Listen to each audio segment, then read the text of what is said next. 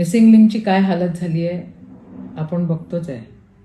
स्वतःला इन्फ्रामॅन म्हणून घेतलंय देवेंद्र दादा आपण, आणि इन्फ्रामॅन काय करतोय नेमकं हे काय समजत नाहीये महाराष्ट्राला, देशाला. कशासाठी हा गोंधळ?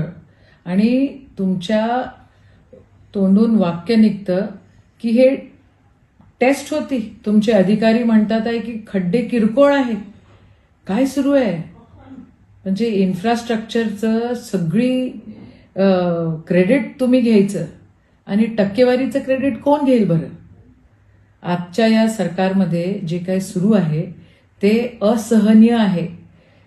एक गोष्ट कानावर आली होती की ज्यावेळेला मिसिंग लेनचं उद्घाटन झालं त्यावेळेला तिथे काय बळीगिळी पण दिला म्हणताय. म्हणजे हे सरकार करतं काय आहे?